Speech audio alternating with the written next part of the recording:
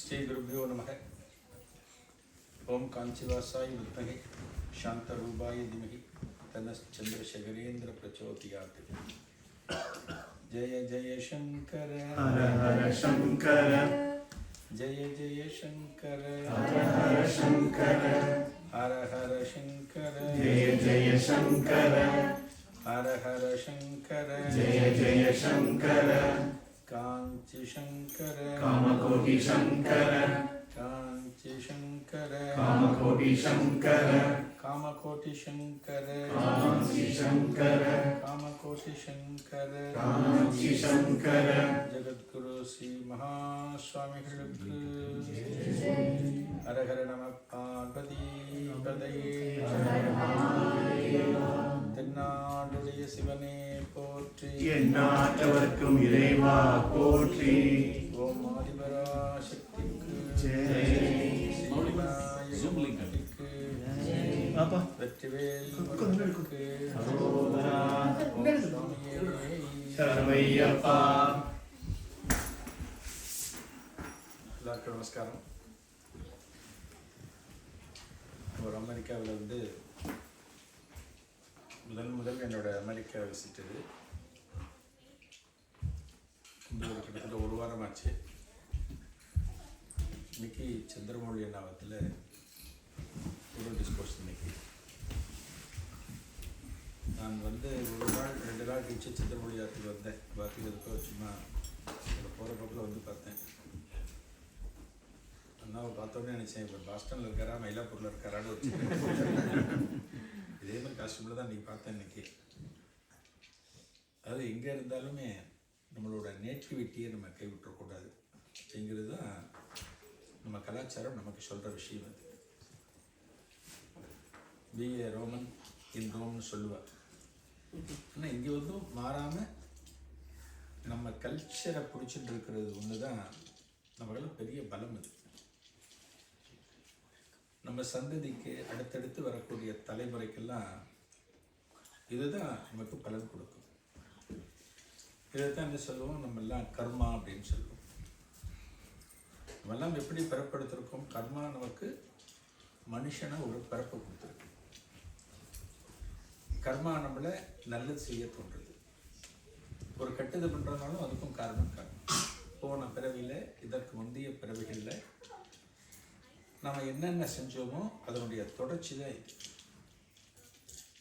அதான் சொல்லுவேன், அதாவது கிராமத்தில் சொல்லுவேன், எத்தனை தான் ஆற்று மணலில் உருண்டு புரண்டாலுமே உனக்கு எவ்வளோ ஒட்டணும்னு இருக்கோ அவ்வளோதான் ஒட்டும் அப்படின்னா.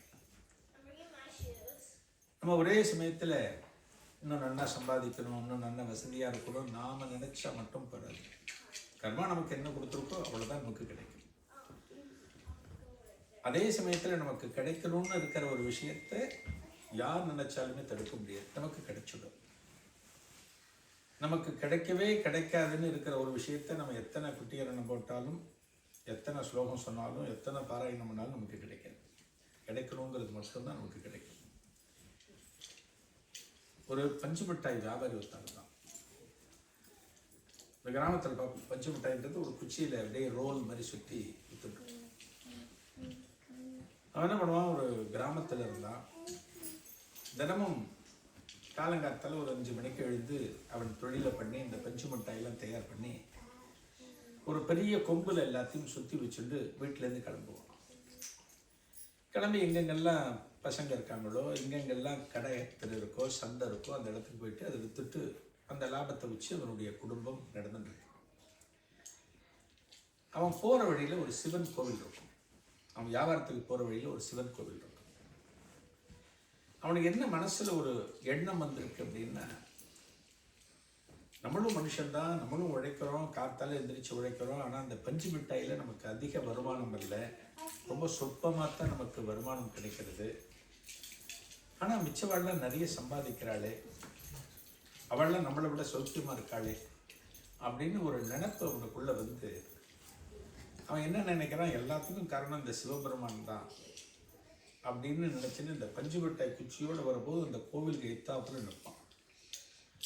இந்த சிவபெருமானை வாய்க்கு வந்து அப்படியே திட்டுவான், நீ என்னை கவனிக்கவே இல்லை, நீ எல்லாருக்கும் எல்லாம் பண்ணுற, என்னை கவனிக்கலன்னு கண்ணாமன்னு திட்டுவிட்டு வியாபாரத்துக்கு போவோம். வியாபாரத்தை முடிச்சுட்டு வருவோம். அவங்ககிட்ட என்ன ஒன்றுன்னா ஒரு நல்ல குணம் உண்டு, ஏமாற்ற மாட்டான். நியாயமான காசுக்கு தான் வைப்பான். அதிக காசு கிடைக்கணும்னு விருப்பப்பட மாட்டான். ஒரு நேர்ம குணம் விட்டுறது. ஒரு நாள் பராசக்தி அவனை பார்க்குறான். இவன் ரொம்ப நேர்மையாக இருக்கானே, நல்லா உழைக்கிறானே, ஆனால் கஷ்டப்படுறானே, அவன்கிட்ட காசு பணம் அதிகம் இல்லையே அப்படின்னு சொல்லிவிட்டு பார்வதி பரமேஸ்வரன்ட்டு சொல்கிறான். ஏன்னா தினமும் உங்கள் கோயிலுக்கு எய்த்தாமல் இருந்து தான் அவன் திட்டிட்டு போகிறான். உங்களுக்கு எய்த்தாமல் நிற்கிறான், உங்களுக்கு எய்த்தாமல் கொஞ்ச நேரம் நிற்கிறான். அவனை நீங்கள் பார்க்குறேன்ட்டீங்க. அவனுக்கு ஏதாவது ஒரு அனுகிரகம் பண்ணக்கூடாதா? ஏதாவது அவனுக்கு கொடுக்கக்கூடாதா? அவன் வாழ்க்கையில் ஒரு நல்ல நிலைமைக்கு வருவானே அப்படின்னு பார்வதி ரெக்கமெண்ட் பண்ணுறான். சிவபெருமான் சொல்கிறான், இல்லைம்மா அவனுக்கு அவ்வளோதான், அவனுக்கு அவன் அப்படி தான் இருக்கணும், அதைத்தான் விதின்னு சொல்லுவோம். அவன் அப்படி தான் இருக்கணும் அப்படின்னு சொல்லுவார். இல்லை அவனுக்கு நீங்கள் எதானு பண்ணணும் அப்படிங்கிற.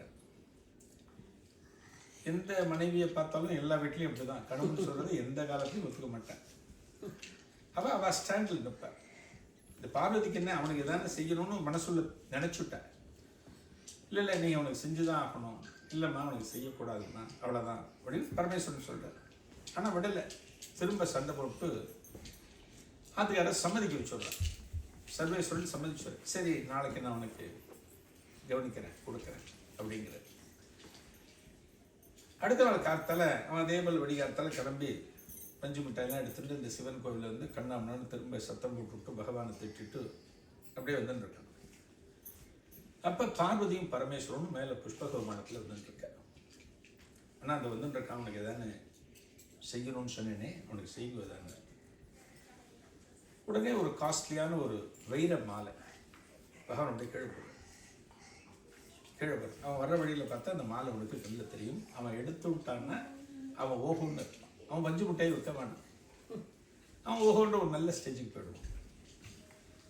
அவன் ஒரு 30-40 அடியில் வந்துட்டுருக்கான். அவன் அங்கே நிற்கிறது புஷ்பகோமனம். 2 பேரும் கீழே என்ன நடக்குதுன்னு பார்க்குறா. பார்வதி நினைக்கிறா, ஆஹா இவனுக்கு விடிவு காலம் வரப்போகிறது, இந்த மாலை எடுத்துட்டு இவன் நன்னா இருக்க போகிறான் அப்படின்னு நினைக்கிறேன். பகவானும் கீழே பார்த்துட்டு இருக்கார். ஒரு 40 அடியிலேருந்து அவன் நடந்து வரான். 30 அடி 20 அடிக்கு வந்துட்டான். 20 அடி வரும்போது அவனுக்கு ஒரு சின்ன தாட் ஓடுறது.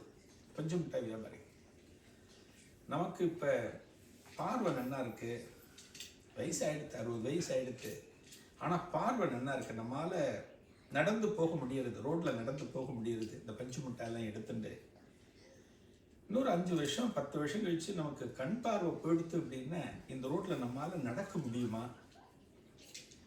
கண் இல்லைன்னா கூட நடக்க முடியுமா இந்த பஞ்சு மிட்டாய் எடுத்துட்டுன்னு தோன்றது உனக்கு. சரி நம்ம இப்போவே பரீட்சை பண்ணி பார்க்கலாமே அப்படின்னு என்ன பண்ணுற, கண்ணை மூடிக்கிறான். அந்த பஞ்சு மிட்டாய் எடுத்துட்டு நடக்கிறான். எந்த இடத்துல வைரமாக இருக்கோ அதை தாண்டி ஒரு 10 அடி போயிட்டான்.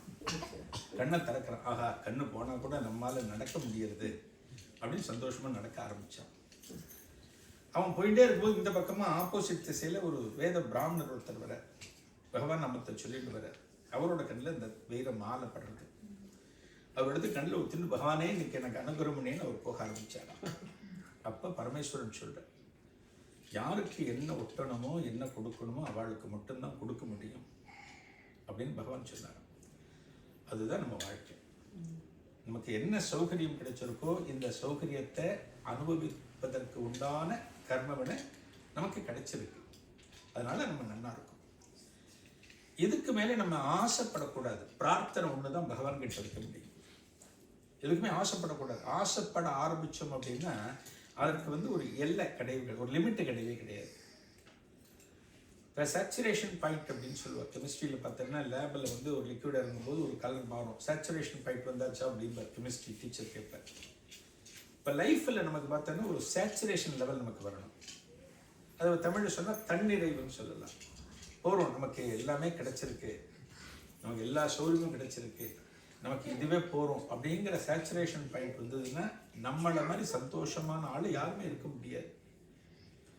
இந்த மனுஷனோட கவலைக்கெல்லாம் என்ன காரணம் அப்படின்னா அவனுக்கு இன்னும் வேணும் இன்னும் வேணும். அந்த ஆசையினால் மட்டுமே அவன் கடைசி வரைக்கும் அத்தனை செல்வம் இருந்தும் அதை அனுபவிக்காம போகிறான்.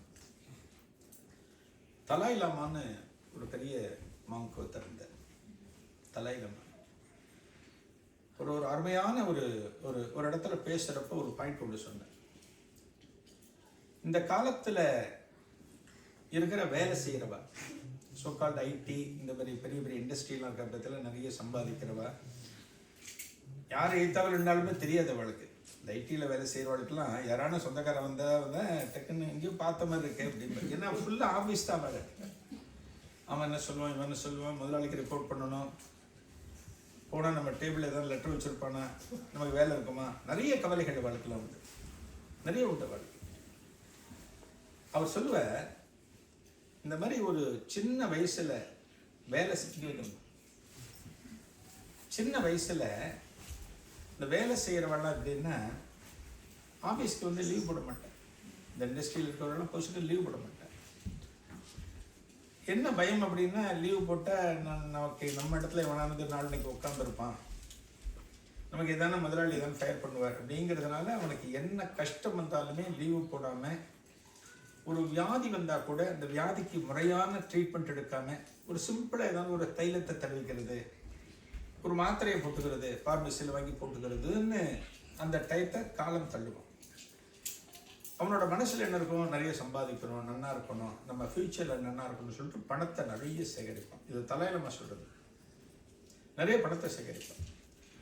அவனுக்கு ரிட்டையர்மெண்ட் ஆன பிறகு தான் வச்சிருந்த பணத்தை வச்சு ஒரு நல்ல இடத்துல வீடு வாங்கி நிம்மதியாக குடும்பத்தோடு இருக்கலாம்னு நினைக்கிறப்ப, எந்தெந்த வியாதியெல்லாம் அவனுக்கு சின்ன வயசில் வந்து அவனை லேசாக ஒரு காட்டுனதோ அதெல்லாம் இந்த வயசில் படுத்த ஆரம்பிக்கும்.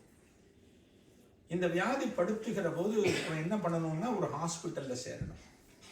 ஒரு ஹாஸ்பிட்டலில் சேர்ந்தாச்சுன்னா அவனோட மொத்தம் இதுவரைக்கும் வாழ்நாள் அவன் சேகரித்த அத்தனை காசையும் அந்த ஹாஸ்பிட்டலுக்காரன் முடிக்கிட்டு அப்புறம் தான் அவனை வெளியில் அனுப்புவான். அவர் என்ன சொல்கிறாருன்னா, நீ அனுபவிக்க வேண்டிய வயசில் நன்ன அனுபவி. உனக்கு ஏதாவது வியாதியாக போய் டாக்டர்கிட்ட பாரு, ட்ரீட்மெண்ட் எடுத்துக்கோ, ஓய்வு எடுத்துக்கோ, நல்லா இருக்கு, அப்போ தான் உன்னோட ஃபியூச்சரும் நல்லா இருக்கும் அப்படிங்கிறதுக்காக இந்த உதாரணத்தை சொல்லுவார். நம்ம சேர்த்து வச்சுக்கிற பணம் அப்படிங்கிறத நம்ம அனுபவிக்கிறதுக்காக. அனுபவிக்கிறதுங்கிறது எப்படி வேணாலும் எடுத்துக்கலாம். நம்ம குடும்பத்தோடு அனுபவிக்கலாம், 4 பேருக்கு கொடுக்கலாம், எவ்வளோ வேணாலும் வச்சிடலாம், எப்படி வேணாலும் வச்சுக்கலாம். ஒன்ஸ் அதை நம்ம சேர்த்து சேர்த்து சேர்த்து வச்சோம் அப்படின்னா அது நமக்கு பயன்படுமா அப்படின்னா மிகப்பெரிய கேள்வி. இப்பவே பாருங்களேன், ஒரு சின்ன உதாரணம். இப்போ பல பேர் குடும்பத்தில் பார்த்தீங்கன்னா ஏதாவது ஒரு ஹாஸ்பிட்டலுக்கு நம்ம அடிக்கடி யாரானோ போயிட்டு வந்துட்டுருப்பேன். பெரும்பாலும் ஒரு குடும்பத்தில் பார்த்தீங்கன்னா யாரோ ஒருத்தர் ஒரு 4 நாளைக்கு செக்கப் போகணும், போனதுலேயே டெஸ்ட்லாம் எடுத்து பார்த்தா ரொம்ப கிரிட்டிக்கலாக இருக்குன்னா எதுவும் சொல்லாமல் இருக்கணும் அப்படின்னு சொல்லிட்டு கூட்டின்னு போவேன். ஒரு டெஸ்ட் எடுத்து பார்த்து ரிப்போர்ட்லாம் கொடுத்துட்டு என்ன பண்ணுவான், மாத்திரை மருந்தெல்லாம் எழுதி கொடுப்பேன். ஆனால் நம்ம தான தர்மத்தை செய்ய ஆரம்பித்தோம் அப்படின்னா நம்ம ஹாஸ்பிட்டலுக்கு காசு கொடுக்கும்படியான சூழ்நிலை வரவே வராது. இது ப்ராக்டிக்கலாக அனுபவித்து பார்த்தவா மட்டும்தான் தெரியும். தான தர்மங்களுக்கு யாரெல்லாம் கைங்கரியம் பண்ணுறாலோ, நல்ல காரியங்களுக்கு செய்கிறாளோ, அவளுக்கு எந்த காலத்திலும் ஒரு டாக்டருக்கு கொடுக்க வேண்டிய வேலை சந்தர்ப்பம் அமையவே அமையாது. டாக்டருக்கு ஒருத்தர் கொடுக்குறாருன்னா அவரை பர்சனலாக உங்களுக்கு தெரிஞ்சாலும் அனலைஸ் பண்ணி பாருங்க. அவர் கொஞ்சம் ஒரு ஏதான ஒரு காரியத்துக்கு ஒரு 100 ரூபா கொடுக்கல, இந்த ஹோமம் நடத்த போகிறோம் இந்த கோவிலில் அப்படின்னா, நாளைக்கு தரேனே, இன்னைக்கு செவ்வாய்க்கிழமையாக இருக்குது, இன்னைக்கு திங்கக்கிழமையாக இருக்குது, ஏதாவது காரணம் சொல்லுவேன்.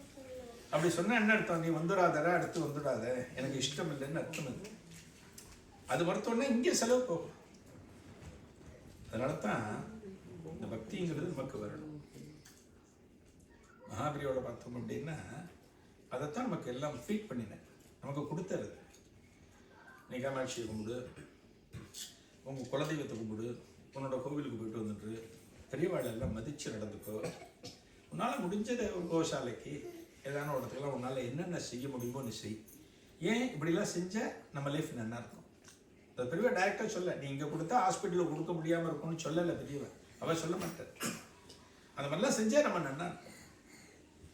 அதனால தான் கொஞ்சமாவது நமக்கு என்ன வருமானம் வருதோ, ஏதோ ஒரு யாரோ ஒரு குழந்தை படிக்கிறதுக்கு கஷ்டப்படுறது, நம்ம அதில் 10 பாத்திரம் வைக்கிற குழந்தை அப்படின்னு நாம் அவளுக்கு செய்யணும்.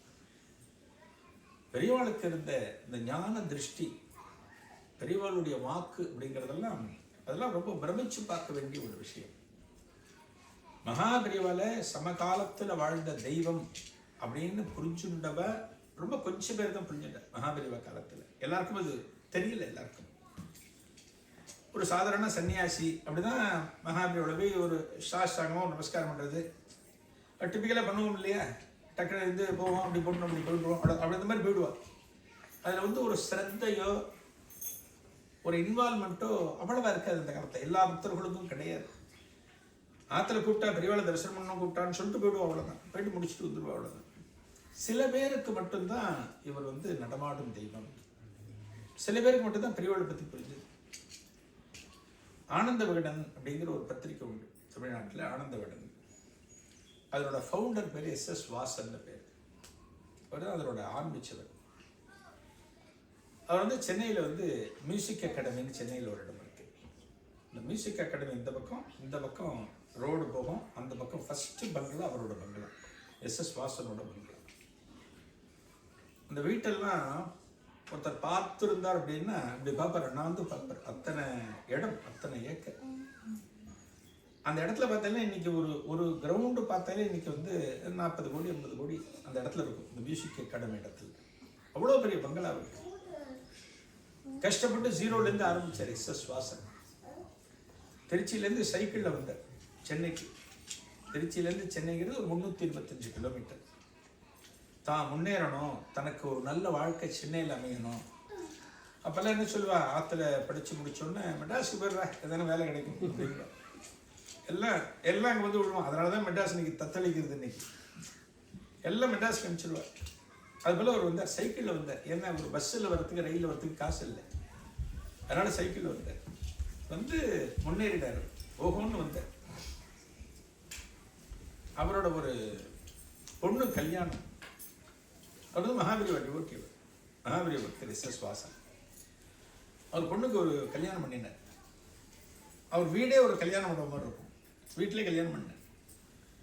அந்த கல்யாணத்தில் அப்போ பார்த்தீங்கன்னா MS சுப்புலட்சுமி பாட்டு ஒரு நாளைக்கு திருவாவூர் ராஜ திருமலை நாதஸ்வரம் எல்லாம் பெரிய பெரிய கச்சேரிகள்லாம் டெய்லி வச்சார் இந்த கல்யாணத்தில்.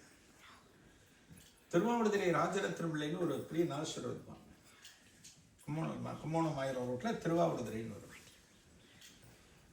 அவர் என்னென்ன உட்காந்து தான் வசிப்பார். ஒரு ஃபங்க்ஷன்னா கோவிலில் ஸ்டேஜில் மேடையில் உட்காந்து தான் வசிப்பார். ரோட்டில் நடந்து வாசிக்க மாட்டார். பெரிய வித்வான் வரலாம். இந்த கல்யாண கச்சேரி மாப்பிள்ளை பிள்ளை பார்த்தோன்னா ரோட்டில் வாசிட்டே வருவான். அந்த மாதிரிலாம் வாசிக்க மாட்டார். முதல்ல அவர் வாசித்தது SS வாசன் வீட்டு கல்யாணத்துக்கு மாப்பிள்ளை போது வாசிச்சுன்னு வந்தார். இந்த கல்யாணத்துக்கு அவர் வாங்கின தொகை அப்போவே 1 லட்சம் ரூபாய். 1960s 1 லட்சம் ரூபாய் அவர் கொடுத்தாரு. KP சுந்தரம்மாள்னு ஒரு நடிகை உங்களுக்கு தெரியும். இந்த KP சுந்தரம்மாள் ஔவையார் படத்தில் ஔவையாரா நடித்தார். இந்த அம்மையாருக்கு சம்பளம் 1 லட்சம் ரூபாய் இருக்கு. இப்போவே சில சாதாரண ஆள்லாம் ஒரு நாளைக்கு 5000 4000 அவ்வளோதான் சம்பளம் இன்னைக்கெல்லாம். அன்றைக்கி அந்த மாதிரி அந்த படத்துக்கு 1 லட்சம் ரூபா வாங்கிடும். அவ்வளோ பெரிய நல்ல மனசு உண்டு. அவர் மகாபெரிவா டிவோட்டி. மகாபெரிவா காளகஸ்தியில் இருந்தார். காளகஸ்தியில் கேம்ப் இருந்தார். அப்போ ஒரு சிப்பந்தி ஒருத்தர் கூப்பிட்டு, மகாபெரிவா நீ SS வாசன் வீட்டுக்கு போய் அவரை பார்த்துட்டு நான் வர சொன்னேன்னு சொல்லு, நான் அவர்கிட்ட பேசணும், அவரை வர சொன்னேன்னு சொல்லு அப்படின்னு சொல்லி அனுப்புகிறேன். அப்போல்லாம் கான்வர்சேஷன் அப்படிங்கிறது இப்படி தான், ஒருத்தர் அனுப்புவா இல்லைன்னா தபால் போடுவார். அப்போல்லாம் ஃபோன்லாம் அவ்வளோவா பயன்பாட்டில் கிடையாது. அந்த சிப்பந்தி என்ன பண்ணுறாரு, மடத்தில் இருக்கிறவர் பண்ணிட்டு SS வாசன் இருக்கிற ஆனந்த விகடன் ஆஃபீஸ்க்கு வந்துட்டு, அங்கே தான் ஆஃபீஸில் தான் இருப்பேன். வந்துட்டு அவரை பார்த்துட்டு தகவல் சொல்கிறார், மகாபெரி உங்களை காளகஸ்திக்கு வர சொன்னேன், நீங்கள் பிஸியாக இருப்பீள், நீங்கள் எப்போ என்னங்கிறத நீங்கள் சொல்லி விட்டேன்னா, உங்கள் ஆஃபீஸில் ஏற்கனவே சொல்லி விட்டேன்னா நாங்கள் இந்த டயத்தில் பெரியவாளை பார்க்கறதுக்கெல்லாம் ஏற்பாடு பண்ணுவோம், பெரியவாயை உங்களை பார்க்கணும்னு சொன்னேன் அப்படின்னு. உடனே என்ன பண்ணுறார் SS வாசன், அவருடைய ஆஃபீஸில் ராமமூர்த்தி அப்படின்னு ஒரு ஸ்டாஃப், ராமமூர்த்தின்னு ஒருத்தர். இந்த ராமமூர்த்தியை கூப்பிட்டு SS வாசன் சொல்கிறார், நீ என்ன பண்ண, நாளைக்கு காளகஸ்திக்கு காரில் புறப்பட்டு போயிட்டு மகாபெரியோட பார்த்துட்டு இப்போல எனக்கு என்ன தேதி சௌகரியம் அப்படிங்கிறத கேட்டுக்கோ, என்னோட பிள்ளைகிட்ட கேட்டுக்கோ, அந்த டேட் அவர்கிட்ட சொல்லிவிட்டு அது அவருக்கு சௌகரியப்படுமா, அவர் இருப்பார வந்து பார்க்கலாமான்னு கேட்டுண்டு வா அப்படின்னு இவர் வந்து ராமமூர்த்தியை அனுப்புகிறார். மறுநாள் போக சொல்கிறார் காத்தால. சரி அப்படின்ட்டு வந்துட்டார் ராமமூர்த்தி. அவர் ஜெமினியில் ஒர்க் பண்ணதுனால அவர் ஜெமினி ராமமூர்த்தினே பேர். இன்னைக்கு இருக்கார் அவர் சென்னையில். என்ன பண்ணுறாரு, அவர் சொன்ன உடனே அடுத்த நாள் காலத்தால் ஆஃபீஸ்க்கு வந்துட்டார். ஆஃபீஸ்லேருந்து கிளம்பணும், காலகஸ்திக்கு காரில் கிளம்பணும். தன்னோட கேபினில் உட்காந்துருக்கார். ஒரு 9:30-10 மணிக்கு கிளம்ப போகிறார். ஒரு 9 மணிக்கு வந்துட்டார். அவர் உட்காந்துருக்கும்போது இதையும் பேசுகிறது மணியன்னு ஒருத்தர் உண்டு. அப்போ அவரும் உங்கள் இடத்துல வேலை பண்ணார், மணின்னு பேர். அவர் எதேச்சியாக இவரோட ரூம்க்கு வர்றார், ராமமூர்த்தியோட ரூம்க்கு வர்றார். என்ன ராமமூர்த்தி இன்னைக்கு சீக்கிரம் வந்துட்டு, இன்னைக்கு இங்கே வெளில போறியா, அதை புறப்படுற மாதிரி இருக்குது அப்படின்னு கேட்குறாரு. இல்லை பாஸ் வந்து மகாபிரியோட போய் பார்த்துட்டு வரச்சுனார். காலகஸ்திக்கு போகிறேன், பாஸை பெரியவா வர சொல்லியிருக்காரா, ஸோ எப்போ என்ன இது ஒரு சௌகரியம் கேட்டுண்டு வா அப்படின்னு என்ன சொன்னார். நான் கிளம்ப போகிறேன் இன்னொரு 1/2 மணி நேரத்தை அப்படிங்கிறது. அப்போ மணியன் கேட்குறேன், நானும் வட்டமாக பெரியவாளை தரிசனம் பண்ணுறதுக்கு அப்படிங்கிறேன்.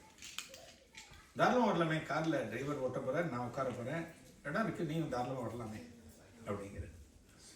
சரி அப்படிங்கிற. 2 பேரும் உட்காந்து பேசிட்டு இருக்க. இன்னொரு 15 நிமிஷத்தில் கிளம்பணும். 2 பேரும் உட்காந்து பேசிட்டு இருக்க. அப்போ ஜெயகாந்தன் அப்படின்னு ஒரு ரைட்டர் உண்டு. ஜெயகாந்தன் ஒரு ரைட்டர், தமிழ்.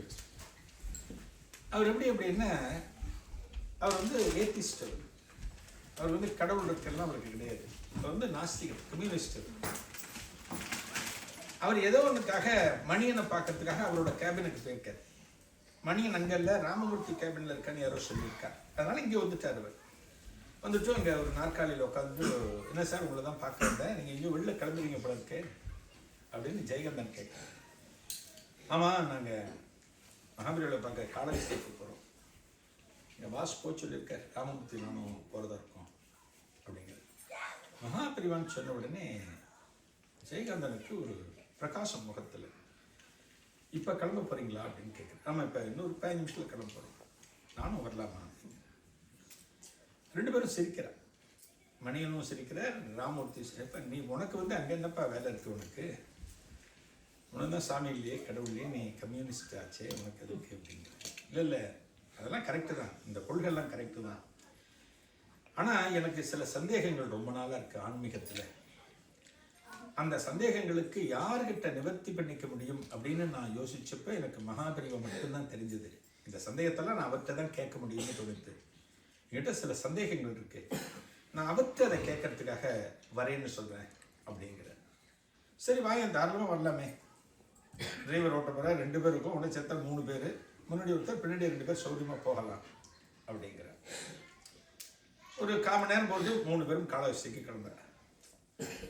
இதுதான் சொல்லுவோம், எதுவுமே நம்ம கையில் இல்லைன்னு சொல்லுவோம். கிளம்ப வேண்டியவர் ஒருத்தர் மட்டும்தான் போகணும். 2வது ஒருத்தர் ஜாயின் ஆனார், அடுத்து 3வது ஒருத்தர் ஜாயின் ஆனார். அதான் சொல்லுவார், என்ன நடக்கணுமோ அதுதான் நடக்கும் அப்படிங்கிறது இதெல்லாம் உதாரணம். இந்த 3 பேரும் காலகஸ்தி போகிற. மத்தியானம் ஒரு 2-2:30 மணிக்கு காலகஸ்திக்கு போயிட்டார்.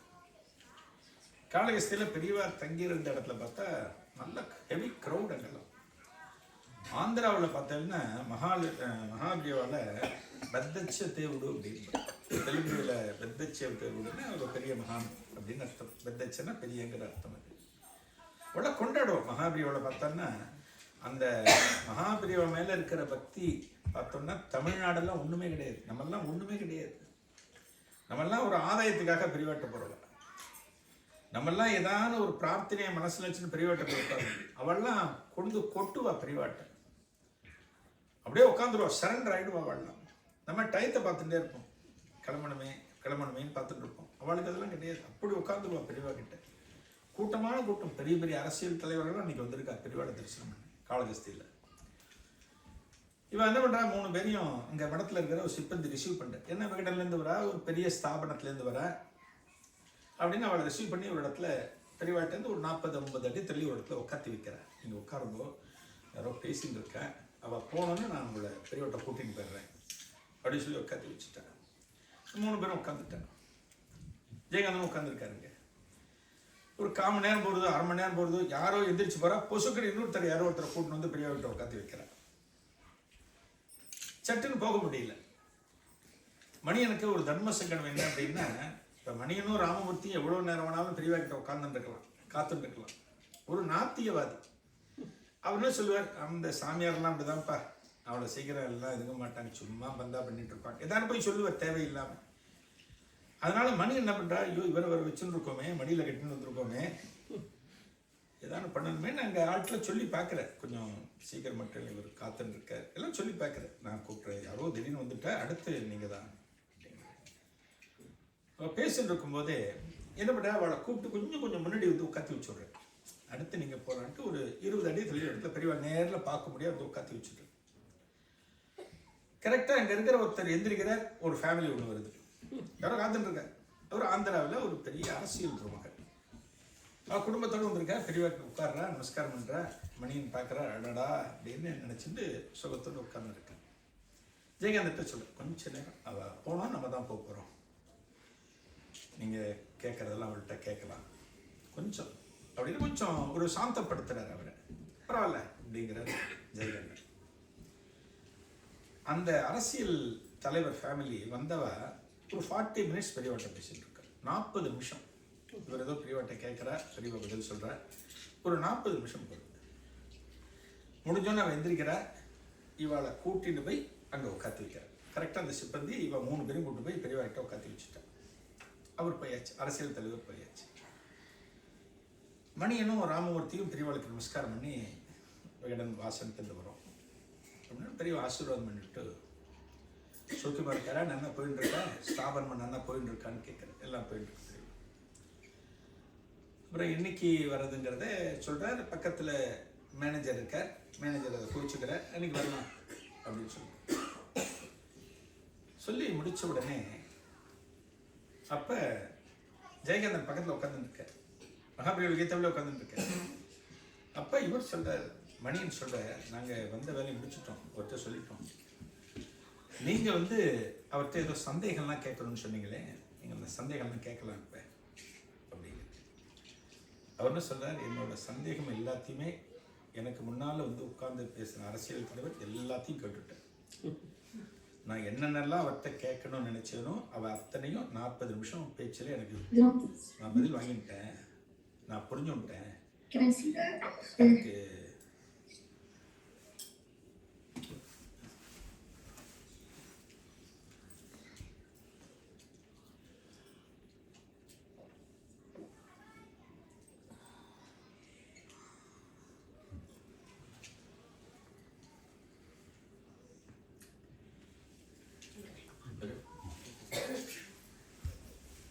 அவர் சொல்கிறார், நான் எல்லாமே கேட்டு தெரிஞ்சுட்டேன் அப்படிங்கிற.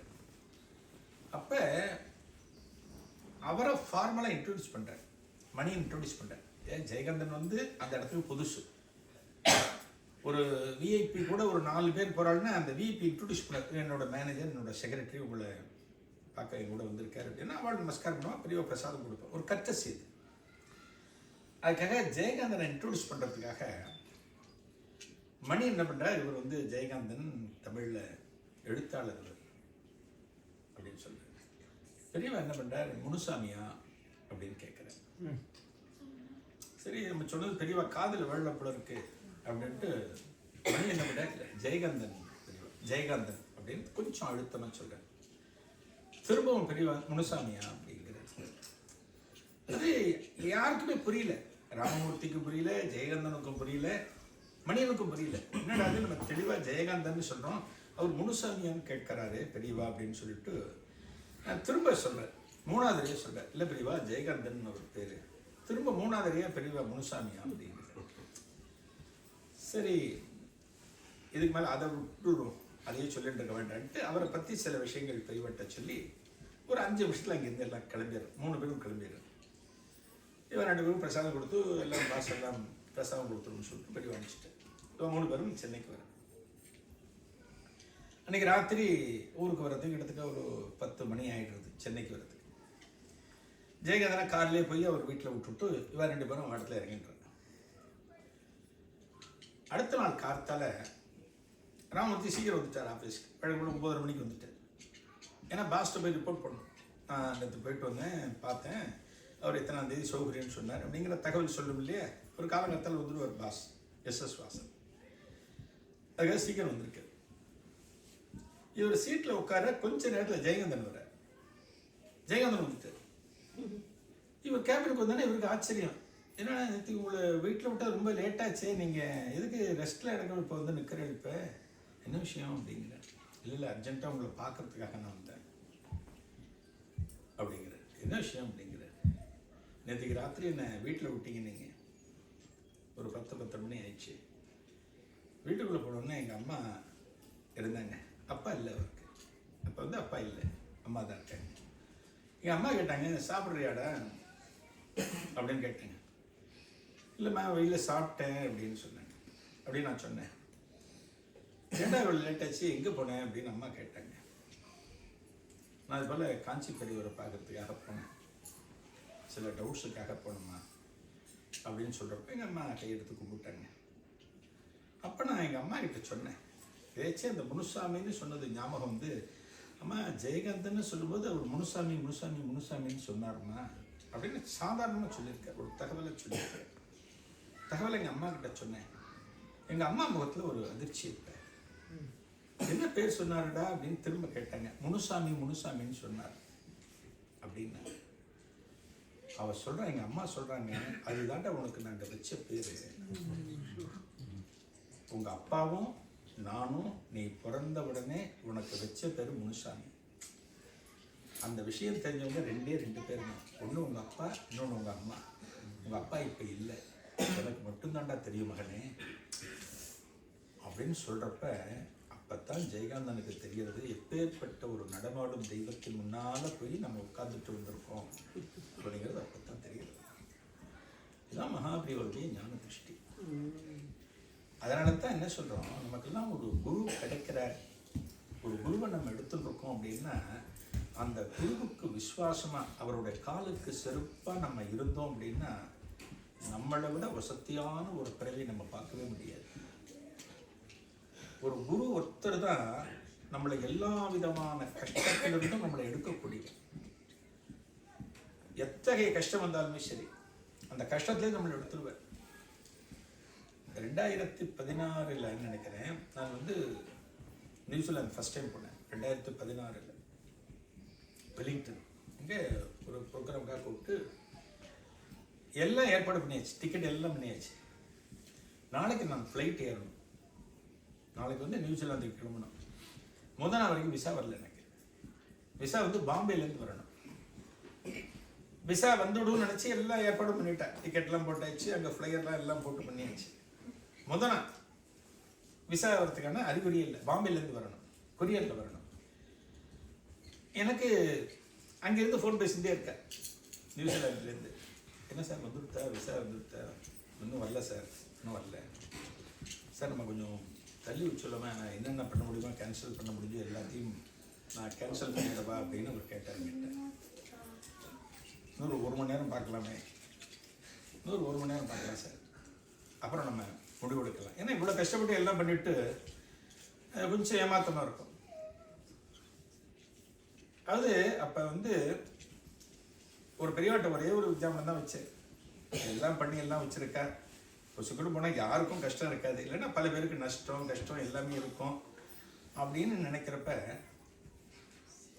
இந்த விசா வந்து டெஸ்பேட்ச் ஆகிறது blue dot courier. Blue dot courier மூலியமாக தான் டெஸ்பேட்ச் ஆகும். ப்ளூ டாட்டில் யாரான ஒருத்தர் இருந்தால் அவர்கிட்ட கேட்டால் நமக்கு தகவல் வாங்க முடியும் அப்படின்னு டக்குன்னு ஒரு ஃப்ளாஷ் ஒன்று வந்தது. யாரும் ஒரு கணத்தில் என்னோடய ஃபோனில் வந்து பார்த்தீங்கன்னா, இப்போ யாரான ஒரு பெரிய கம்பெனினா கம்பெனி பேர் போட்டு வச்சு அவர் பேர் போட்டு வச்சுருப்பேன்.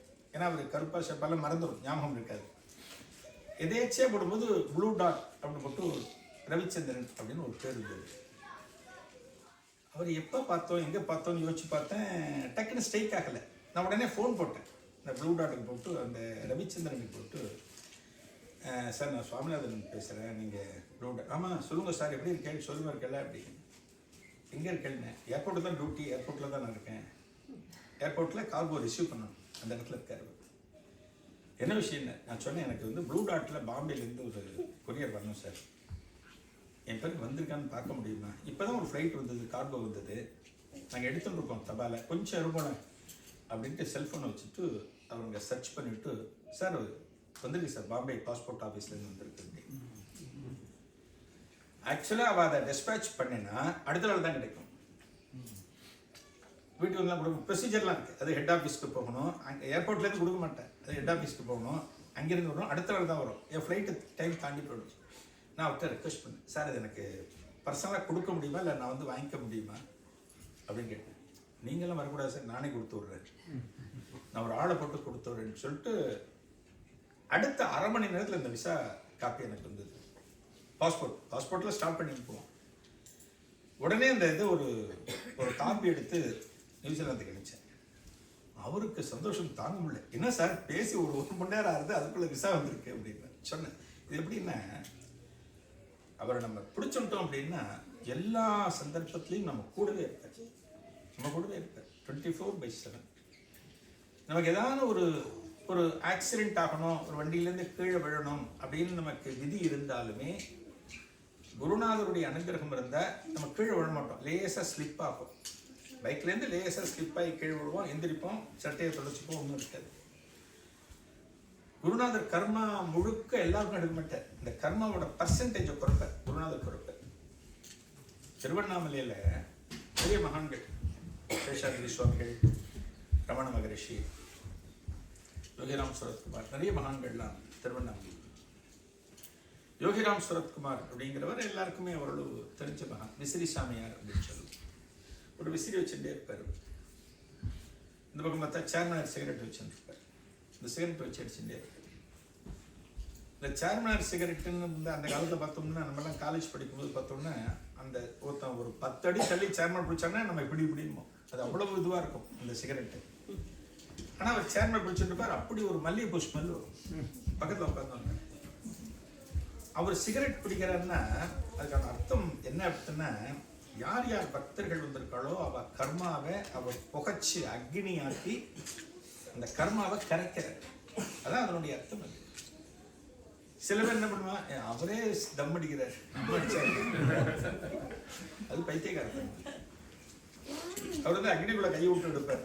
அது என்னால முடியாது. அது என்ன நமக்கு சுலபமோ அதை மட்டும் நம்ம எடுத்துப்போம். அவர் திருவண்ணாமலையில் நிறைய டிவோட்டிஸ் வேர்ல்டு ஃபுல்லாக இன்னைக்கு இருக்கார். யோகிராம் சரத்குமார் திருவண்ணாமலையில் ஒரு டயர் டீலர் ஒருத்தர். இந்த வண்டிகள்லாம் காருகள், டிராக்டர்கள்லாம் டயர்லாம் பார்த்தீங்கன்னா அது டீலர் ஒருத்தர். அவர் யோகியரோட ரொம்ப அஜிந்தமான பக்தர். தினமும் காலங்காத்தால் அவர் என்ன பண்ணுவார், தன்னோட ஒர்க் ஷாப்புக்கு போகும்போது யோகியாருக்கு வந்து ஒரு நமஸ்காரத்தை வந்துட்டு அப்புறம் தான் அவர் போய் ஆரம்பிப்பார், சென்டிமெண்ட்டாக ஆரம்பிப்பார். அதுபோல் நீங்கள் வந்துட்டு இருக்கார். அப்படி வந்துட்டு இருக்கும்போது அவரோட ஃப்ரெண்டு ஒருத்தன், அவர் ரொம்ப க்ளோஸ் ஃப்ரெண்டு ஒருத்தன் நேத்தாவில் வந்துட்டு இருக்கான். அவன் வந்து ஒரு நாஸ்திகன். அவன் வந்து சாமி இல்லைன்னு சொல்கிற கட்சி. 2 பேரும் க்ளோஸ் ஃப்ரெண்ட்ஸு. அப்போ அவன் கேட்குறான், இந்த டயர் டீலர்கிட்ட எங்கடா போயிட்டுருக்கேன், இன்றைக்கி கூட நம்ம வெளில போகணும், இன்னும் சில வேலைகள்லாம் இருக்குது. இல்லைடா நான் அவரை பார்த்துட்டு கடைக்கு போகலான்னு இருக்கேன். சரி எங்கே போகணுங்கிறான், ஏதோ ஒரு இடம் சொல்கிறான். சரி போகலாமே, போகலாம், நான் கடை கூட அப்புறம் திறந்துக்கிறேன் அப்படின்ட்டு வா இந்த யோகியர் ஆசிரமம் போயிட்டு அப்படியே அங்கேருந்து நம்ம கிளம்பிடலாம். இல்லை நான் இங்கெல்லாம் வரமாட்டேன், நான் நாஸ்திகன், நீ உள்ளே வர வேண்டாம். அப்போ வந்து யோகியா இருந்தது ஒரு வீடு, சந்நிதி தெருவில் ஒரு வீடு. வீட்டில் உட்காந்துருப்ப, நீ வாசலில் எங்கேன்னு உட்காந்துப்ப, வெளியில் உட்காந்துப்ப, நீ உள்ளே வராத, நான் உள்ளே போய் வர பார்த்துட்டு நமஸ்காரம் பண்ணிவிட்டு நான் வந்துடுறேன், நம்ம வெளியில் போயிடலாம் அப்படிங்க. சரி நான் உள்ளெல்லாம் வரமாட்டேன் அப்படின்னு திரும்ப ஒரு கண்டிஷன் போடுறான். நீ போன பிறகு கூப்பிடக்கூடாதுங்கிறதுக்காக சொல்கிறான். சரி 2 பேரும் வந்துட்டான்.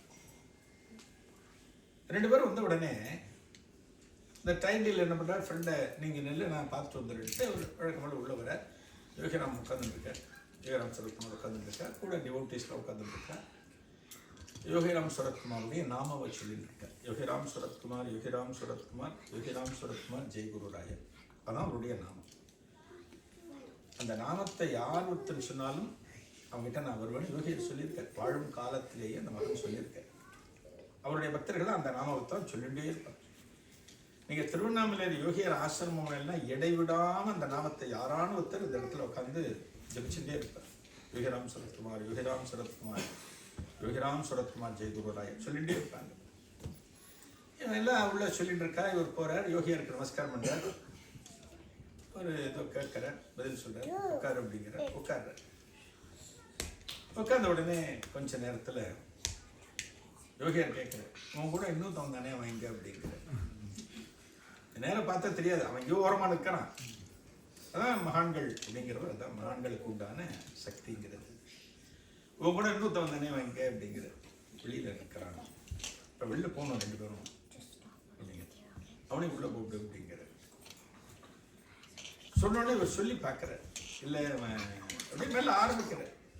ஏன்னா தர்மசங்கடம் அவன் ஆரம்பத்திலே சொல்லித்தான் இங்கே வந்தான். அங்கே வந்து என்ன அப்புறம் உள்ளெல்லாம் கூப்பிடக்கூடாது அப்படின்னு சொல்லித்தான் வந்தான். கூப்பிடவனே அப்படி கொஞ்சம் அதிகாரமாக சொல்ற. அவர் சில நேரத்தில் பேசும்போது தான் ரொம்ப அதிகாரமாக இருக்கும் குரல், யோகியாரோட குரல். வேறு வழி இல்லாமல் போய் அவனை கூப்பிட்ற, கொஞ்சம் உள்ளவ அவனை கூப்பிட்ற. யோகிராம் சார், நான் இதுக்கு தானே சொன்ன முதல்ல வரமாட்டேன்னு சொன்னேன். நல்லா வர முடியாது, எனக்கு தேவையில்லை, அங்கெல்லாம் ஒன்று எனக்கு ஆக வேண்டிய காரியமே இல்லை. இல்லைடா கூப்பிட்டுட்டார், நீ வா, உடனே நம்ம கிளம்பிடலாம், கொஞ்ச நேரத்தில் கிளம்பிடலாம். எது கூப்பிட்டான்னு தெரியல அப்படிங்கிறான். அவன் வேண்டாம் இருப்பா உள்ள வரான். 2 பேரும் உட்காராங்க. யோகியர் பேசாமல் இருக்க, ஒன்றும் இல்லை, அவன்கிட்ட ஒன்றும் பேசவே இல்லை. அவன்கிட்ட உட்காந்துட்டான். யோகியர் இப்படியே தவிர உட்காந்துருக்க. ஒரு 5 நிமிஷம் 10 நிமிஷம் 15 நிமிஷம் அரை மணி நேரம் போகுது. இவன் மெல்ல எந்திரிப்பான், டயர்டில் போகலாங்கிறது எப்படின்றான் யோகியர் உட்காரு. இவன் எழுந்தாதானே அவனும் எழுந்திரிக்க முடியும். அவனும் உட்காந்துருக்கான். சூழ்நிலை கைதுன்னு பேர் அது. ஒன்றும் பண்ண முடியாது, மாட்டின்ட்டான். இங்கே உட்காந்துட்டான். ஒரு 1 மணி நேரம் போகுது. டைம் டீலரை பார்த்துட்டு யோகியர் சொல்கிறேன், நீ கிளம்பு, உன் வேலையை பாரு அப்படிங்கிற. இவனும் எந்திரிக்கிறான். நான் அவனை மட்டும் தான் போச்சேன், நீ உட்காரு அப்படின்னு. நான் அவனை மட்டும் தான் போச்சேன், நீ உட்காரு. உட்காந்துட்டான். ஏன்னா அந்த இடத்துல நிறைய பக்தர்கள்லாம் இருக்கேன். அந்த இடத்துல முரண்டு பண்ண முடியாது. இல்லை இல்லை நான் போய்த்தான் அவன்லாம் சொல்ல முடியாது. அவன் போயிட்டான், டைம் எழுதி போயிட்டான். என்னடா இது, உனக்கு என்ன சோதனை காலமோ என்னமோ அப்படின்னு அவன் போயிட்டான். இவன் உட்காந்துருக்கான். சரி கொஞ்ச நேரம் கழிச்சு நம்மளை அனுப்பிச்சிடுவாங்க, ஒரு 1/4 மணி நேரம் 1/2 மணி நேரம், ஒரு 1/2 மணி நேரம் கழிச்சு எந்திரிப்பான், உட்காரும்பாரு. மத்தியான டைம் வந்துடுத்து. மத்தியானம் சாப்பிட்டு டைம். யோகியர் என்ன பண்ற, நான் சாப்பிட்டு வந்துடுறேன் சாமி அப்படின்னு எந்திரிக்கிறான். இல்லை உட்கார், உனக்கு சாப்பாடு இங்கேயே வரும், நம்ம 2 பேரும் சாப்பிடுவோம். ஒரு நாஸ்திகவாதி பாருங்க, ஒரு ஆன்மீகத்தில் இருக்கிற ஒருத்தனுக்கு கிடைக்காத ஒரு பாக்கியம் ஒரு நாஸ்திகவாதிக்கு கிடைக்கிறது. அதான் சொன்னேன், யாருக்கு எது எப்போ கிடைக்குன்னு சொல்ல முடியாது. யோகியாச்சோ சாப்பாடு வேண்ட சொல்றாரு. 2 பேருக்கு சாப்பாடு வருது, 2 பேரும் சாப்பிட்றான். சரி சாப்பிட்டு முடிச்சுட்டு கிளம்பிடலாம் அவன் நினைக்கிறான் மனசுக்குள்ள. சாப்பிட்டு முடிச்சுட்டு, சாமி நான் உட்கார், கிளம்பக்கூடாது. ஒரு 3-4 மணிக்கு டீ வாங்கி கொடுக்குறாரு, சாயங்காலம் ஸ்நாக்ஸ் வாங்கி தராரு. அவன் ராத்திரி படுக்கவாது வீட்டுக்கு போயிடலாம் அப்படின்னு நினைக்கிறான். அவர்கிட்ட கேட்குறான், சாமி என்ன விட்டுருங்க, ஒரு நாள் வந்துட்டேன் சாமி அப்படிங்கிறான். உட்கார், அதிகாரமா சொல்லு, உட்காருங்க, எனக்கு போகக்கூடாது அப்படிங்கிற. உட்காந்துட்டான். ராத்திரி 10-11 ஆகுது. இவங்க 2 பேர் மட்டும்தான் இருக்காங்க, வேறு யாருமே கிடையாது. இந்த சந்நிதி திருவிழா யோகியாருடைய அந்த இடத்துல இவங்க 2 பேர் மட்டும் இருக்காங்க. ஒரு 11 மணி கேட்குறான். ஏன்னா இப்போ விட்டா கூட நடந்து வீட்டுக்கு போயிடலாம். அவன் திருவண்ணாமலை தான். சரி நான் போகலாமா அப்படி. நீ போகலாம், அது முன்னாடி இந்த ஜன்னல் கதை மட்டும் திறந்துப்பார் அப்படிங்கிற. ஒரு ஜன்னல் கதை அதை திறந்துப்பார் அப்படிங்கிற யோகியார் சொன்னார். என்னடா அதுன்னு போயிட்டு ஜன்னல் கதவை திறக்கிறான். அவனுக்கு ஒன்றும் தெரியல. ரோடு பிளாங்காக இருக்கு, ஒன்றும் தெரியல. ஒன்றும் தெரியல சாமி,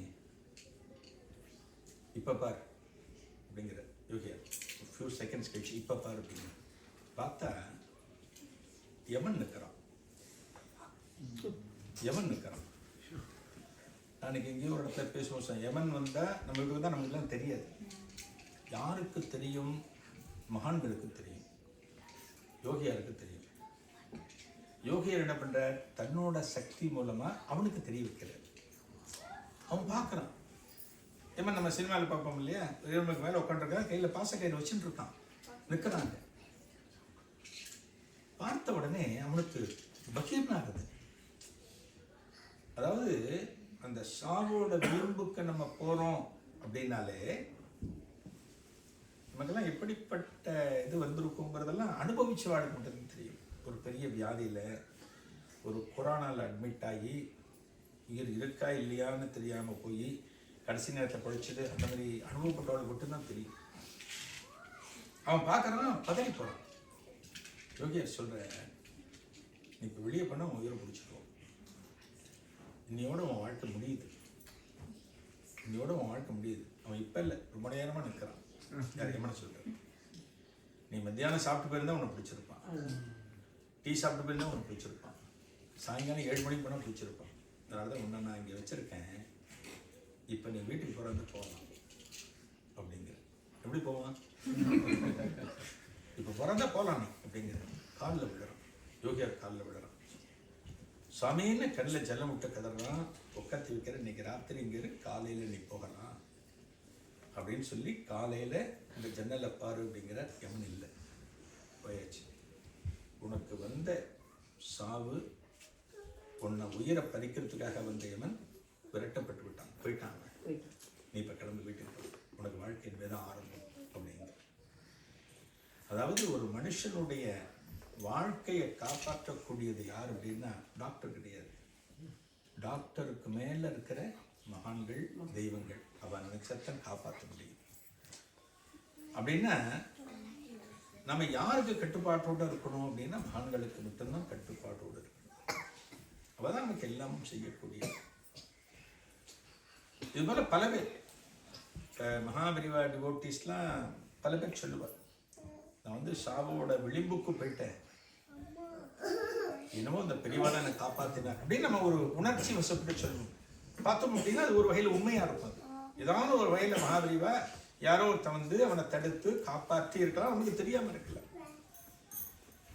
அதனால தான் மகாபரியோட இன்னைக்கு ஒரு நடமாடும் தெய்வமா நம்ம வச்சுருக்கோம். இன்னைக்கு பெரியவா நிறைய யாத்திரை எல்லாம் இருக்கு, நிறைய யாத்திரை. இந்த காளகஸ்தி சொன்ன பத்தில, காளகஸ்திங்கிறது இந்த ராகு கேதுக்கு ஒரு பரிகாரம் உள்ள ஸ்தலம். மேக்சிமம் எல்லாருமே இருப்போம். இந்த கிரகத்துக்கு பரிகாரம் அப்படின்னா எல்லா கோயிலுக்கும் நம்ம போயிருப்போம். இந்த கோவில் இந்த சிவன் சிறப்பு, இந்த விஷ்ணு சிறப்புன்னு அதெல்லாம் நம்ம விட்டுருவோம், அதெல்லாம் நம்ம தேவையில்லை. நம்ம கிரகம் தான் முக்கியம் நமக்கு. ஒரு சனினா பயப்படுவோம், சனி பயிற்சி வருதா எல்லாம் கோவிலில் இருப்பார், குரு பயிற்சியாக கோவிலில் இருப்பார். மிச்ச சாதாரண விஷயம் அதை பார்த்துக்கலாம், போனோம் பார்த்துக்கலாம் ஈஸ்வரனை அப்படின்னு இருப்பார். கிரகத்துக்கு தான் பயப்படுவார். அதை பார்த்தீங்கன்னா காளகஸ்தி எப்பவுமே கூட்டமாக இருக்கும். காளகஸ்தியில், இந்த காளகஸ்தியில் மகாபரிவா கேம்ப் இருக்காரு. காளகஸ்தியில் ஒரு ரிவர் உண்டு. இப்படி சோழ தேசத்தில் காவிரி போகிறதோ அது மாதிரி அங்கே ஒரு ரிவர் உண்டு. அது பேர் பொன்முகலி அப்படின்னு பேர். இந்த ஆற்றுக்கு பேர், நதிக்கு பேர் பொன்முகலி. அந்த பொன்முகலியிலேருந்து மகாபரிவா கேம்ப் இருக்கிற இடம் சுமார் ஒரு கிலோமீட்டர் பெரியவா கேம்ப் இருக்கேன். காலங்காலத்தில் என்ன பண்ணுவார், பெரியவா ஒரு 5 மணிக்கு எழுந்து கேம்ப்லேருந்து கிளம்பி நேராக பொன்முகலிக்கு வருவார். இந்த ஆற்றுக்கு வந்து ஸ்நானம் பண்ணுவார். இந்த ஸ்நானத்தை முடிச்சுட்டு அனுஷ்டானம்லாம் முடிச்சுட்டு திரும்ப அப்படியே கேம்புக்கு வருவார். அது பெரியவா ஒரு ரொட்டீனாக வச்சுட்டு இருந்தார். ஒரு நாள் என்ன பண்ணுறா, பெரியவா காலங்காலத்தால்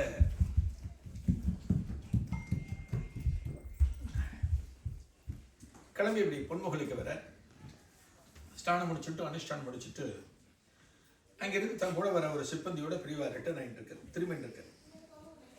அப்படி திரும்பிட்டு இருக்கப்ப ஒரு தெரு வழியா 2 பேர் நடந்து வந்துட்டு இருக்காரு. வரப்ப ஒரு குறிப்பிட்ட வீடு அது வரும்போது பெரியவா அப்படியே நின்றுட்டார். ஒரு பிரேக் போட்ட மாதிரி நின்றுட்டார். கூட அந்த சிப்பந்தி அப்படியே நிற்கிறான். சரி, பெரியவா எதுக்கு நிற்கிறாருன்னு தெரியல, அவனும் நிற்கிறான். உடனே பெரியவா கேட்குற, ஏண்டா இந்த இவன் ஒரு பேர் சொல்லிட்டு, அவன் வீடு இதானே அப்படிங்கிற. ஒரு வீட்டை காமிச்சு, அவன் இங்கே இந்த வீட்டில் தானே இருக்கான் அப்படிங்கிற. அவன் பெரியவா இந்த வீட்டில் தான் அவன் இருக்கான் அப்படிங்கிற. அவன் ரொம்ப நாளாக வந்து என்கிட்ட வந்து சொல்லிட்டே இருப்பான் கேம்பில், பெரியவா எங்கள் ஆற்றுக்கு வரணும், பெரியவா எங்கள் ஆற்றுக்கு வரணும் அப்படின்னா. ஒரு வட்டம் போயிட்டு போயிடலாமாடா அப்படிங்கிற. இந்த பெரியவா என்கிட்ட கேட்குறேன், போகலாம் போனோம் அப்படிங்கிற. அப்படிங்கிற பெரியவா போகிறார். வீட்டு கதவு சும்மா சாத்தியிருக்கு. அப்படி தண்டார் கதவு திறக்கிறது. இந்த கதவு அப்படியே திறக்கிறது. உள்ள தாப்பாடெல்லாம் போடல, கதவு வெறுமனே சாத்தியிருக்கு. இன்னைக்கெல்லாம் நம்ம வெளியே போனோம் அப்படின்னா தாப்பா போட்டு 4 தடவை சீட்டை இழுத்து பார்த்துட்டு போகும். இந்த காலம் இதெல்லாம். அந்த காலம்லாம் ஒருத்தர் நம்பினேன். இந்த மாதிரி இதெல்லாம் கிடையாது, அப்பெல்லாம் கிடையாது. இதெல்லாம் சாதாரணமாக திறந்து போட்டு யுவாங் ஷுவாங்னு ஒருத்தர் இருந்தார், படிச்சிருக்கேன். யுவாங் ஷுவாங்னு நம்ம ஹிஸ்ட்ரி புக்கில் சீன யாத்திரிகர் அவர், வாகியான்னு ஒருத்தர், யுவாங் ஷுவாங்னு ஒருத்தர். இந்த யுவாங் ஷுவாங் வந்து ஒரு 2000 வருஷத்துக்கு முன்னாடி, டக்குன்னு ஞாபகம் வந்து அதனால சொல்கிறேன். அவர் நம்ம பக்கம் ஒரு யாத்திரை வந்திருக்கார், தமிழ்நாடு பக்கம் யாத்திரை வரும்போது அவர் என்னென்ன பார்த்தாரோ எல்லாத்தையும் ரெக்கார்ட் பண்ணியிருக்காரு. தமிழ்நாட்டில் வேலூர்னு ஒரு இடம் இருக்கு.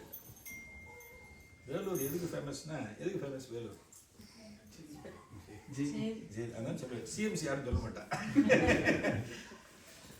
வேலூர்லேயே பெஸ்ட்டு ஹாஸ்பிட்டல் ட்ரீட்மெண்ட் வந்து சிஎம்சி.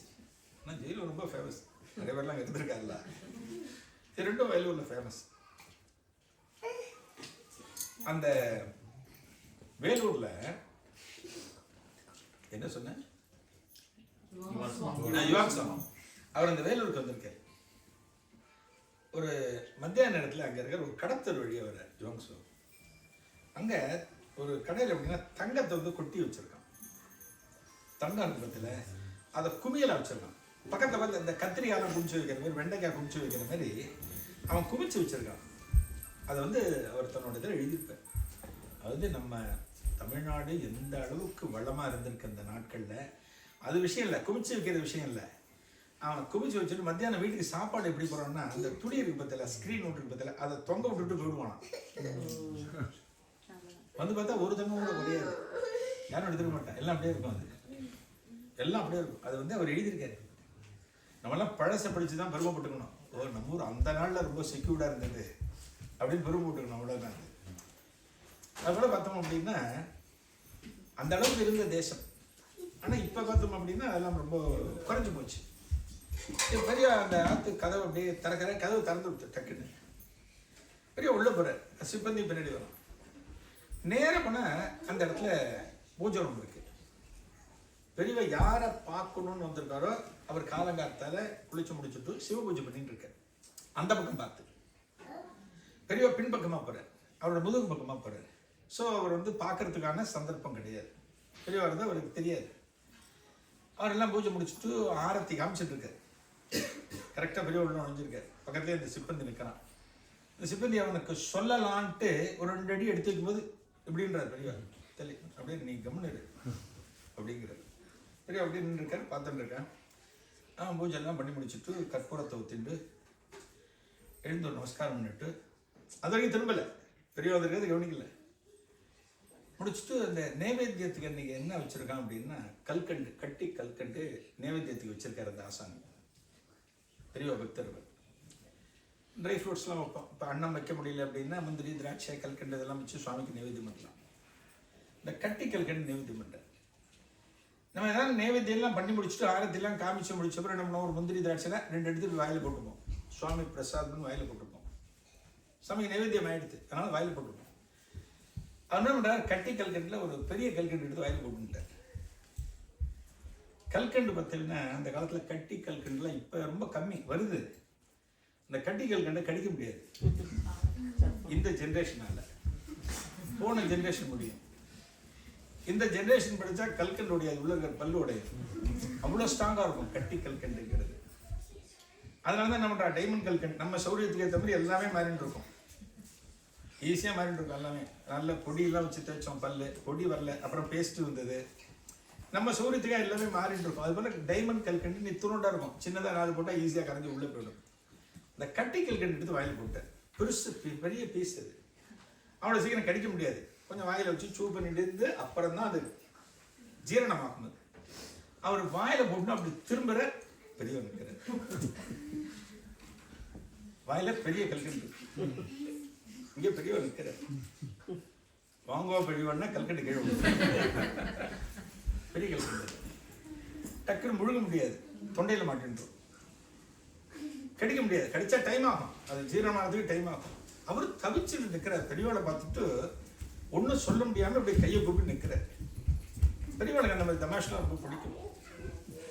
என்னடா என்கிட்ட கூப்பிட்டே இருப்பேன், வாத்துக்கு வா வாம்ப, நான் வந்து 5-10 நிமிஷமா நிற்கிறேன், நீ வா பெரிய வாங்க பெரிய சொல்ல மாட்டேங்கிறீ அப்படிங்கிற. அவன் தவிக்கிறான். திரும்ப எப்படி சொல்ல முடியும், அவன் திரும்ப தவிக்கிறான். நான் என்ன இருக்கவா கிளம்பவா, வார்த்தையை தேடி வந்திருக்கேன் அப்படிங்கிற. என்ன பண்றாரு, உடனே வாயில விரல் விட்டு அந்த கல்கண்டு எடுக்கிறார். இந்த கல்கண்டை எடுத்து ஜன்னகதை திறந்து அந்த கல்கண்டை வெளியில போடுறார். வெளியில போட்டுட்டு இந்த கல்கண்டு வாயில கொஞ்ச நேரம் இருந்ததுன்னா அதை கையில் எடுத்தேன்னா குழ குழன்னு இருக்கும். அது கல்கண்டோட நேச்சர். அது குழப்பு இருக்கும். அதனோட மேல் துண்டு இருக்கு இல்லையா, மடியா வஸ்திரம் போடுனா இல்லையா, அதில் அதை தொடச்சிக்கிறான்.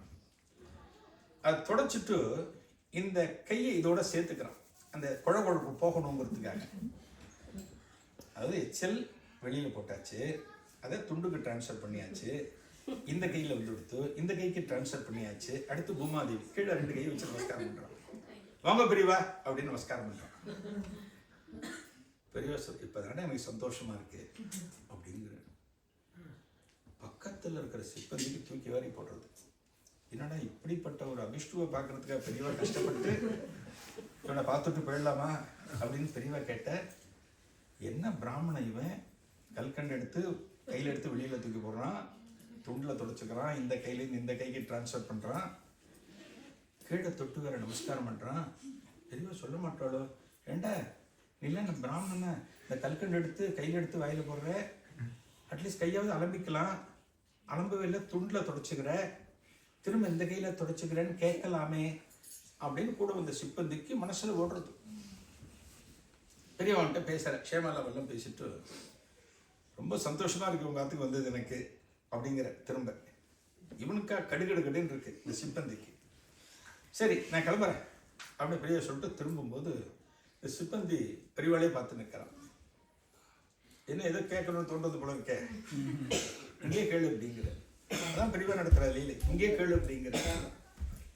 இல்லை பெரியவா நானும் பார்த்துட்டு இருக்கேன், இந்த கல்கண்டு எடுத்து கையால் எடுத்து வெளியில் போட்டான், கையில் தொடச்சான், துண்டில் தொடச்சான், பூமாதேவி மேலே வச்சான், நீங்கள் அதை பற்றி எதுவுமே சொல்லலையே அந்த பிராமணனுக்கு. ஏன்டா இப்படி ஒரு காரியத்தை பண்ணலாமான்னு ஒரு வார்த்தை சொல்லலையே, இப்போ தானே எனக்கு சந்தோஷமாக இருக்குன்னு சொன்னேன் பெரியவா, எனக்கு புரியல பெரியவா அப்படின்னு. மகாபெரியவா சொல்ற, காளகஸ்தி கஷேத்திரத்திற்கு எச்சில் தோஷம் என்பது கிடையாது. இதெல்லாம் எந்த புராணத்திலையும் படிக்க முடியாது, இதெல்லாம் எதுலையும் கிடையாது. மகாபெரியவா சொல்ற, காளகஸ்தி கஷேத்திரத்துல எச்சில் தோஷம் கிடையாது. இந்த திருத்தலத்தில் வாழ்ந்த கண்ணப்ப நாயனார் குடுமித்தேவர் என்று சொல்லப்படக்கூடிய இறைவனை எப்படி வணங்கினார் தெரியுமா? தன்னோட வாயில ஜலத்தை ஒரு சுனையிலேருந்து எடுத்துன்னு வந்து அந்த ஜலத்தை வாயில அடக்கி வச்சு மலை முழுக்க ஏறி அந்த ஈஸ்வரன் இருக்கிற இடத்துக்கு வந்து வாயை திறந்து துப்பினார். ஏன்னா அவருக்கு ஜலத்தை பிடிக்கிறதுக்கு ஒரு குடுவை, ஒரு பாத்திரம் கிடையாது. அந்த திண்ணன்கிற வேடன் தான் கண்ணப்ப நாயனார் ஆனார். அவருடைய பூர்வாசிரம பேர் திண்ணன்னு பேரு. அந்த திண்ணை வாயில எச்சலை வச்சு வந்து துப்பினான். அதை அந்த ஈஸ்வரன் எடுத்துட்டார். அதே போல இந்த ஈஸ்வரனுக்கு மலர் வைக்கணும், தலையில பூ வைக்கணும் அப்படின்னு நினைச்ச அந்த வேடன், அது வரைக்கும் சிவனை வணங்காத அந்த வேடன் இந்த பூவை எப்படி கொண்டு வரணும்னு தெரியாம காடு முழுக்க போய் பூக்களை பறிச்சு தன்னோட குடுமையில சொருகி வச்சுட்டு அதை ஈஸ்வரன் கிட்ட வந்து குடுமையிலேருந்து எடுத்து அந்த பூவை எடுத்து பகவான் சிரசு மேல வச்சான். பகவான் ஏத்துண்ட. சரி சுவாமிக்கு அபிஷேகம் ஆயாச்சு, அலங்காரம் ஆயாச்சு, அடுத்தவருக்கு நிவேதனம் ஆகணுமே. அதுக்கு என்ன பண்ணினான் தெரியுமா? அந்த திண்ணன் காட்டில் போய் மிருகங்களை வேட்டையாடினான். மிருகங்களை வேட்டையாடி அதை சூடுபடுத்தினான். ஒரு அக்னியை ஏற்படுத்தி கல்லில் சூடு ஏற்படுத்தி அந்த மிருகத்தை நல்லா வாட்டி வதச்சு சூடாக்கி அதுல சில துண்டுகள் எடுத்து வாயில போட்டு கடிச்சு பார்க்கறோம். இந்த மாமிச துண்டு பதமா இருக்கா? ஒரு மாத்துல அம்மா கிராமத்துல பார்த்தீங்கன்னா இந்த சாதம் வடிக்கும் போது அன்ன வீட்டிலேருந்து என்ன பண்ணுவோம், ஒரு பருக்கு எடுத்து இப்படி நசுக்கி பார்ப்பா. அது பொறுக்கு மாதிரி இருக்க மைய மசியறதான்னு பார்ப்பா. அப்படின்னா அப்படிதான் அப்பெல்லாம். இப்பெல்லாம் தான் குக்கர் 3 விசில ஆஃப் பண்ணிவிடு. அதெல்லாம் அப்ப என்ன பண்ணுவா, கிளறிண்டே இருப்பா, ஒரு பருக்கை எடுத்து கையில வச்சு நசுக்கி பார்ப்பா. ஓ சாதம் வந்து கொடுத்து அப்பதான் சாப்பிட முடியும். அது போல அது வெந்துடுத்தான்னு வாயில போட்டு அவன் கடிச்சு பார்த்து, ஓ இது நல்லா இருக்கு, எடுத்து தனியா ஒரு இலையில வைக்கிறான் அந்த மாமிச துண்டை. அதே போல ஒரு கொஞ்சம் மாமிச துண்டை எடுத்து வச்சு அந்த இலையை கொண்டு வந்து சிவபெருமானுக்கு முன்னாடி வச்சு அந்த சிவபெருமானுக்கு நிவேத்தியம் பண்ணினான். சிவபெருமான் அதையும் ஏற்றுக்கொண்டார். இந்த திருத்தலத்துல எச்சில் தோஷம் கிடையாது. அவன் பண்ணது தோஷமே இல்லை, அவன் கரெக்டாக தான் பண்ணியிருக்கான் அப்படின்னு பெரியவா சொன்னாராம். இது ஒரு தடவை நான் நிறைய இடத்துல சொல்லியிருக்கேன் இந்த சம்பவத்தை. ஒரு தடவை மயிலாப்பூர் கபாலீஸ்வரர் கோவிலில் 4-5 வருஷத்துக்கு முன்னாடி சொன்னேன். சொல்லி முடிச்சோன்னா 2-3 மாமி வந்தா என்கிட்ட வந்தார். முடிச்ச பிறகு வந்தார். மாமா ரொம்ப நல்ல தகவல் மாமா, எச்சல் தோஷம் காலகஸ்தில் இல்லைங்கிறது ரொம்ப நல்ல தகவல் மாமா. எங்கள் பிள்ளைக்காக நான் வாரத்துக்கு ஒரு தடவை போகணும்னு சொல்லியிருக்காரு எங்கள் ஜோசியர். 11 வாரம் போகணுமா. போன வாரம் தான் போக ஆரம்பித்தேன். இந்த காலகஸ்தியில் ஹோட்டல் பார்த்தீங்கன்னா ஒரே கூட்டமாக இருக்குமாம்மா. கையாளம்பரம் இடத்துக்கு போனால் ஒரே கூட்டமாக இருக்குது. சாப்பிட்டு முடிச்சுட்டு ஏதாவது தூண்லேயோ தொடச்சிக்கலாமா மாமா. நீங்கள் தான் எச்சில் தோஷம் கிடையாதுன்னு சொன்னேன். மாமி கேட்டது கரெக்டான கேள்வி. தொடச்சிக்கலாமா மாமா அப்படின்னா